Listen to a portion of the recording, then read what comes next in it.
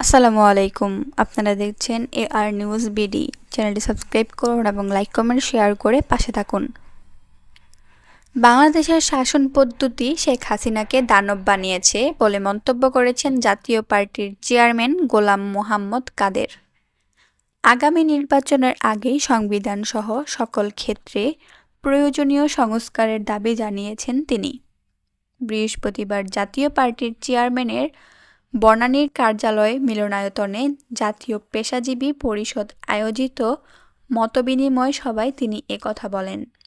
জাতীয় পার্টি চেয়ারম্যানের press secretary Khandakar Delwar জালালিল পাঠানো এক সংবাদ বিজ্ঞপ্তিতে এ তথ্য জানানো হয়েছে। জিএম কাদের বলেন, বাংলাদেশের শাসন পদ্ধতি শেখ হাসিনাকে দানব বানিয়েছে। আমাদের সংবিধান সরকারকে অসীম ক্ষমতা দেয়। এ কারণেই ভালো নির্বাচনে জনগণের নিরঙ্কুশ সমর্থন পেয়েও একটি রাজনৈতিক দল দানবে পরিণত হতে পারে। বিদ্যমান সংবিধানে দেশের নির্বাহী বিভাগ, আইনসভা, বিচার বিভাগে প্রায় শতভাগই সরকার প্রধানের হাতে থাকে উল্লেখ করে তিনি বলেন, সাংবিধানিক পদগুলো সরকার প্রধানের হাতের মুঠোয়। কারো কাছেই সরকারের জবাবদিহি নেই। এ কারণেই বাংলাদেশের যে কোনো সরকারই দানবে পরিণত হতে পারে। তিনি আরও বলেন, দেশের মানুষ আশা করে অন্তর্বর্তীকালীন সরকার একটি ভালো নির্বাচন উপহার দেবে। আমরা এই ভালো নির্বাচনের আগেই সংবিধানসহ সকল ক্ষেত্রে প্রয়োজনীয় সংস্কার চাই। আমরা চাই ভালো নির্বাচনের পর যেন কোনো সরকার আর দানব হতে না পারে।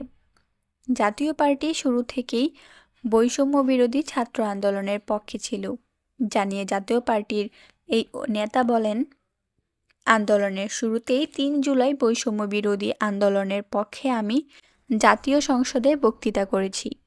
সংসদে ও রাজপথে আমরা বলেছি, ছাত্রদের আন্দোলন অত্যন্ত যৌক্তিক। যখন সরকারের নির্দেশে ছাত্রদের ওপর গুলি চালানো হলো, আমরা প্রতিবাদ করেছি।